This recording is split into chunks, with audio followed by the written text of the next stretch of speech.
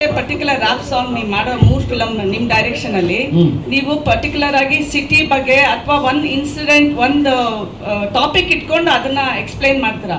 So ಬಾಬಾ ಮೂಲಕ particular ಆಗಿ ಏನ್ ಎಕ್ಸ್ಪ್ಲೈನ್ ಮಾಡಕ್ ಹೊರಟಿದ್ರಿ? ಈ ರ್ಯಾಪ್ ಅನ್ನೋ ಉಟ್ಕೊಂಡಿದ್ದೆ ಯಾವಾಗಲೂ ಪೇನ್ ಹೇಳೋದಕ್ಕೆ. I think you know very well better than me ಅನ್ಕೋತೀನಿ. ಅಂದರೆ ಲೈಕ್ ಆ ಪೇನ್ನ ಹೇಳೋದೇ ಒಂದು ರೆವಲ್ಯೂಷನರಿ ಆಗಿ ತಿರುಗ್ತಾ ಟರ್ನ್ ಆಗ್ತಾ ಬಂತು, ಪೇನ್ನ ಎಕ್ಸ್ಪ್ರೆಸ್ ಮಾಡೋದು. ನಾನು ಹಂಗೆ ಸಿಟಿಲಿರೋ ಪೇನ್ನ ಈ ಸಾಂಗ್ ಮೂಲಕ ಹೇಳಕ್ಕೆ ಇಷ್ಟಪಡ್ತೀನಿ. ಬಾವಾ ಇದ್ರ ಜೊತೆ ಈ ಪರ್ಟಿಕ್ಯುಲರ್ ಬಾವಾಲಿ what do you want to explain about the city? ಸಿನಿಮಾಲೇ ಬಂದು ದಯಮಾಡಿ ಅಲ್ಲಿ ನೋಡಿ ನನಗೆ ಆ ಕನ್ಕ್ಲೂಷನ್ ಬಗ್ಗೆ ಮಾತಾಡೋಣ. ಇವಾಗ ನಾನು ಸಾಂಗ್ ಬಿಡಬೇಕಾಗಿತ್ತು. ಸಾಂಗಲ್ಲಿ ನಿಮಗೆಲ್ಲ ಒಂದು ಅಟೆನ್ಷನ್ ಗ್ರ್ಯಾಬ್ ಮಾಡಬೇಕಾಗಿತ್ತು ತಿರ್ಗಾ. ಸೊ ಅದನ್ನು ನಾನು ಅದು ಮಾಡ್ತಾ ಬಂದೆ ಒಂದು 2-3 ಡೇಸಿಂದ. ಈಗ ನಾನು ಐ ಥಿಂಕ್ ಅದು ನಿಮ್ಗೆಲ್ಲರಿಗೂ ಈಗ ನೋಡೋಕ್ಕೆ ಸ್ಟಾರ್ಟ್ ಮಾಡಿದ್ರ ಅಂದರೆ ಅದ್ರ ಕನ್ಕ್ಲೂಷನ್ ಸಿನಿಮಾಲಿ ಸಿಗುತ್ತೆ ಅಂತ. Actually rap is nothing but pain ಅಲ್ವಾ? ಯಾವಾಗಲೂ ಪೇಯ್ನ್ ಹೇಳ್ತೀವಿ ನಾವು, ನಮ್ಮ ಪೇಯ್ನ. ನಾನು ಯಾವಾಗಲೂ from the Salaga, Bheema and again the city lights ಅಂದಾಗಲೇ ಜಾಸ್ತಿ ಪೇಯ್ನ್ ಹೇಳ್ಬೋದು. ಸಲಗ ಅಂದಾಗ ಇಂಡಿವಿಜುವಲ್ ಆಗಿ ಹೋಗುತ್ತೆ, ಭೀಮಾ ಅಂದಾಗ ಅದು ಸಪ್ರೇಟಾಗಿ ಹೋಗ್ತಿತ್ತು. ಡ್ರಗ್ ಬಗ್ಗೆ ಮಾತಾಡಿದಾಗ ಇದೊಂದು ಬೇರೆ ವಿಷಯ ಹೇಳಕ್ಕೆ ಹೊರಟಿದ್ದೀನಿ, which is very painful. Again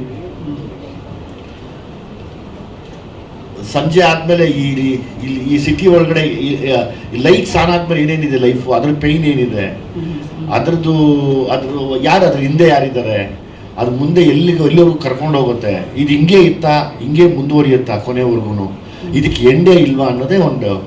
that is what ಬಾವಾ ರ್ಯಾಪ್ ಅದು. Also I was just thinking ನೀವು ಎರಡು ಡೈರೆಕ್ಷನ್ ನಿಮ್ ಜೊತೆನೆ ನೀವೇ you led the whole cinema, you headline the cinema. ಈ ಸತಿ after why did you think of Vinay not instead of you? ನನಗೊಂದು ಆ ಟೈಮು ಬಂದಿತ್ತು. ಅಂದರೆ ಸ್ಕ್ರಿಪ್ಟ್ ಮಾಡಿ ತುಂಬ ದಿವಸ ಆಗಿತ್ತು. ಲೈಕ್ ಆ ಟೈಮು ಕರೆಕ್ಟಾಗಿ ಎಲ್ಲರೂ ಈ ಸತಿ ನಾನು ಡೈರೆಕ್ಷನ್ ಮಾಡ್ಕೊಳ್ಳೋದು ಬೇಡ, ನಾನು ವಿನಯ್ಗೆ ಮತ್ತು ಮೋನಿಷಾಗೆ ಮಾಡೋಣ ಅಂತ. ಸೊ ಮೋನಿಷಾನು ಅಷ್ಟೊತ್ತಿಗೆ ರೆಡಿ ಇರೋದ್ರಿಂದ ವಿನಯ್ ನನಗೆ ತುಂಬ ಇಷ್ಟ ಪರ್ಸ್ನಲಿ. ವಿನಯ್ನ ನಾನು ಸಿನಿಮಾ ಹೊರತುಪಡಿಸಿ ನಾನು ವಿನಯ್ನ ತುಂಬ ದೂರದಿಂದ ಅಬ್ಸರ್ವ್ ಮಾಡ್ತೀವಿ ಯಾವಾಗಲೂ.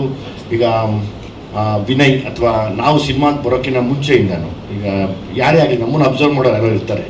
ಹಾಗೆ ನಾನು ವಿನಯ್ನ ಅಬ್ಸರ್ವ್ ಮಾಡಿದಾಗ ವಿನಯ್ಗಿರೋ ಆ ಒಂದು ಒಳ್ಳೆತನ, ಆ ಗುಣ, ಮತ್ತು ಇವತ್ತಿಗೂ ನಾನು ಹೇಳ್ಬೋದು ಅವ್ರಿಗೆ ಏನು ಹೇಳ್ತೀವಿ ಲೈಕ್ ಆ ಸನ್ನಡತೆ ಅಂತಾರಲ್ಲ, ಅದು ಎಲ್ರಿಗೂ ಬರೋದಿಲ್ಲ. ಅದು ನನಗೆ ಪರ್ಸ್ನಲಿ ಇಷ್ಟ ಆಯಿತು.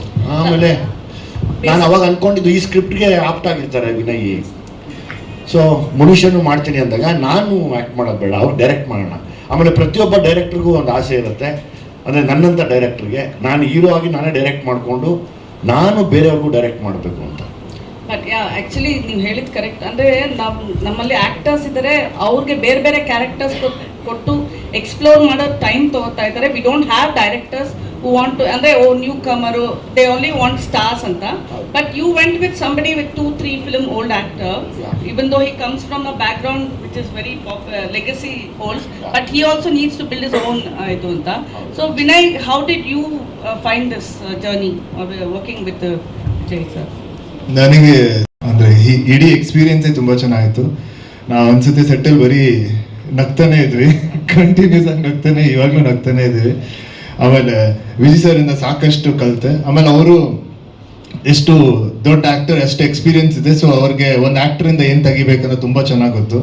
ಸೊ ಆ ಕಂಫರ್ಟ್ ಇತ್ತು. ಆಮೇಲೆ so I could get my best performance out ಅನ್ಸುತ್ತೆ.